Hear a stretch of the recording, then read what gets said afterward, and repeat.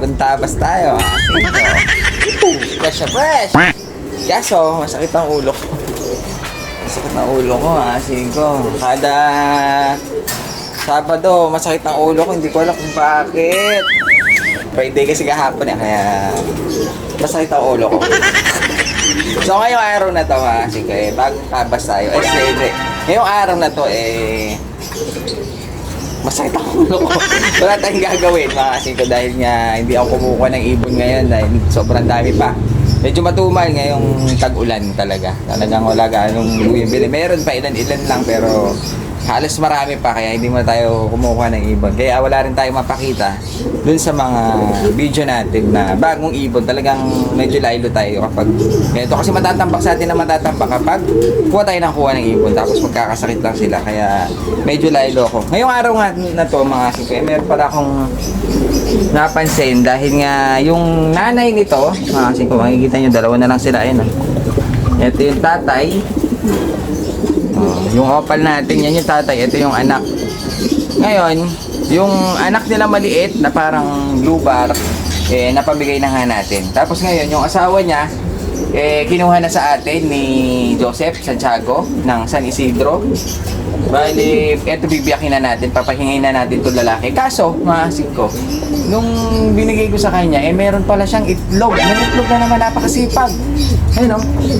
Kaso yung lalaki na lang ang naglilimlim. Ayan mga asin ko, dalawa pa. Ayun o, nakikita ba? Ayun o, dalawa pa yung itlog.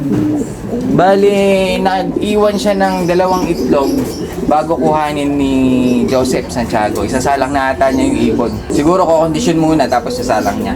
Kaso, nag-iwan siya ng dalawang itlog. Ang mangyayari dyan, hindi naman niya mapipisa dahil nag-iisa na lang siya. Kaya gagawin natin, kasi ibe-break ko na ito, lalagyan na natin siya doon sa mga laruan natin kasama tong anak niya para mabakante na tong isang pwesto dito. Ngayon, yung itlog, maasin ko, sino may gusto, pwede nyo nang daanan dito yan. Sayang yan, maasin ko, kakaitlog lang siguro yan. Hindi ko kasi napansin eh. Pero nung kinuha ni Santiago yung babae, doon ko nakita na may itlog pala siya ulit. Kaya, kasi hindi ko alam na mag-iitlog siya dahil nung pinamigay natin yung anak niya and late pa. Hindi ko alam na mag-iitlog siya kaya mamimigay natin itong dalawang itlog. Sana mag-fertile.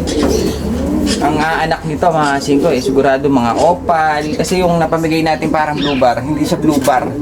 Ito yung dalawang itlog ayun o. Walang basag, fresh na fresh. Hindi ko lang alam kung fertile na to. Mga 5 mamaya sisilipin natin. Baka ilang araw na to eh. Ito yung anak niyang una. Oh, napakaganda ng kulay oh. Ang laki pa. Oh, bali ito yung itlog na naiwan niya. Gagawin natin, pabibigay na lang natin. Doon sa may kasabay o kaya pwede nyo pa sitter kung meron kayong mga sobrang sitter dyan na ng itlog, pwede nyo pa upo ito mga 5 yun oh. Baka makapagpapisa pa kayo ng ganyan. So ayun, sa may mga gusto lang. Pag ayaw, masisira na ito mga 5. Kapag walang kumuha niyan, masisira na yan dahil nga hindi naman niya kayang limliman, wala siyang kapalitan. Kaya gagawin yan, tatayuin lang yan, sayang yung itlog. So, yun. Ano pa ba? Sakit na ulo ko. Ano tayong hangover? My God! Bali ito, yung ating yung ating stencil mga 5, marami ako nakita dun sa comment. Ilipat ko daw sila ng kulungan dahil nga kahit daw yung ganun na wala talagang suporta. Sa bagay, nakita naman natin nung nakaraan. Nakita naman natin na nahulog yung nakita naman natin na nahulog yung nest pot niya. Kaya talagang delikado. Kasi dalawang alambre lang yung nagsusuporta sa kanya. Oh. Tapos pero may harang dito. Yun nga lang, hindi niya abot. Dahil nga, ayun oh, maliit yung ating nest bowl. Walang humaharang. Kaya gagawin natin pero yung iba okay naman kasi ayun naglilitim, nakapagpapisa pa yan ito yung barless natin ayun kasi nasanay ako sa ganito ito yung ginawa natin breeder ayun may inak pa siyang isa hindi naman nahuhulog, natsambahan lang siguro na nahulog yung isa. Pero sabi ng mga tropa pips natin na nag-comment sa video habang maaga ilipat ko na daw baka kasi umitlog ulit. Ganoon na naman mangyari kasi dalawa na siya. Tumayo yung isa, tapos ngayon naman nahulog yung paitlugan niya. Kaya gagawin natin, ililipat natin siguro siya sa iba na. O kaya sabi nila, ibaba ko daw yung pugad para mas safe dun sa mga alaga natin. So, yun, susundin natin yon sa mga tips ng mga kalapatids natin. Nakikita ko yung mga comment eh. Minsan pag sinisipag ako nagre-reply tayo. Meron dun mga hindi ko nare-reply kahit dun sa mismong video natin dahil nga sobrang busy. Siguro pag nagsara ako, nakapagpahinga na tayo. Pag pa-cellphone lang tayo, nakakapag-reply naman tayo. So, gagawin natin ngayon gusto ko uminom ng gamot. Sakit ang ulo ko. Kasi nagwala tayo kahapon. Nagbulaho tayo ng mga kapitbahay. Liwanag sa dilim. Lord, silipin lang pala natin yung natin. Ito. Yung ating mga Florison na anak ng Florison natin. Ang lalaki na. Kasi may mga yellow pa. Sakto-sakto ilalagay na natin sila doon sa ating Taiwan notebook. Hindi ako mahulog kasi magalaw yung aking tungtungan. Ilalagay na natin sila doon sa ating Taiwan notebook dahil taliliparin natin itong mga to hanggang sa mawala. Mawawalahin natin. Kasi ko yan Gagawin natin flyer. Tingnan lang natin dahil tingin ko dito ito yung lalaki. Ito. Itong red check. Tingin ko ito yung cock na anak ng ating Florison. Kasi tingnan mo yung kanyang buntot. May mga spotted na itim na maliliit. Tsaka mas malaki siya kumpara mo dito sa black check. Ay hindi, blue check pala ito. Kasi ito red check na parang relax Parang dyan sa relax yung kulay niya Ganda Ito naman yung hen. Pero sana kahit na anong gender na maging sila. Kasi medyo konti lang Konti yung laki ng pula. Pero maganda rin kasi ito kasi kung lalaki siya. Pero maganda rin kung babae dahil nga kulang tayo sa mga hen. Pwede natin gawing breeder kapag tumanda. Huwag lang sanang mawawala dahil nga dito sa may area namin sangkatutak ang naglalaro mga singko kaya sobrang dami ng mga ibon dito na lumilipad. Kaya pag nagpapalipad tayo alanghaning oras. Mga bandang alas 10, alas 11. Para wala sila masyadong makasabay. Bali ito may itlog na naman yata. Dali. Silipin nga natin.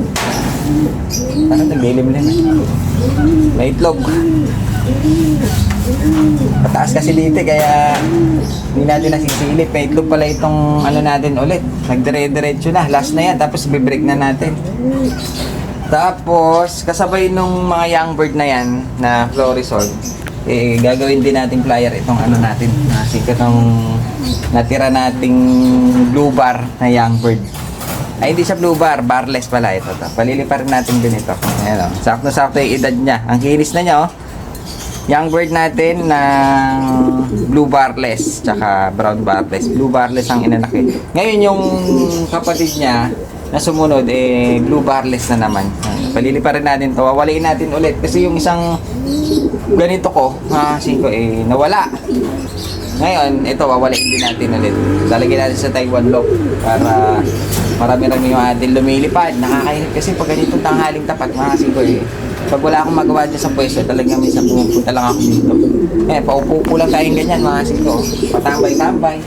Patingin-tingin sa mga alaga natin. Medyo na-relax ako. Total, wala namang bumibili. Nakawala yung stress natin. Pag may bumibili, tatawagin lang ako ni Gobreya. Magtatakad tayo. Pero pag wala, nandito lang ako halos lagi. Siyempre, pinitingin-tingin lang ako ng mga ibon. Kung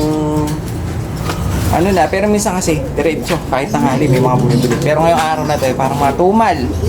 Sabado kasi, nag-inuman yata lahat ng mga kahapon. Pati ako, napasama tuloy. Friday night. Sakit tuloy ng ulo ko. So, ano pa ba sisilipin natin dito? Wala na tayong, ito meron pala akong pinaris kay Borga. Masin ko Pinasok ko ulit yung Borga natin na dahil nga nakuha yung pinapaaris natin sa kanya. Nakuha. Ngayon, pinarisan natin siya ng puti. Paris na. Ayun Pinarisan natin siya ng white.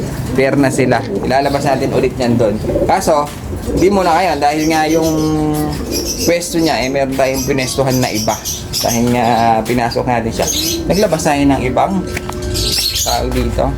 Ng ibang ilalagay dito sa pwesto. Ayun Meron tayong isang pair dito na Nerpa saka TPHA. Ayun napakaganda nila. Parehas club ring yan. Mura lang yan. Ayun 500 pair. Pero pag nanonood kami, tawad dyan. Sangka ka, murang-mura. Huwag ka mahihiyang tumawad dahil walang tawad. Konti lang. Okay ko.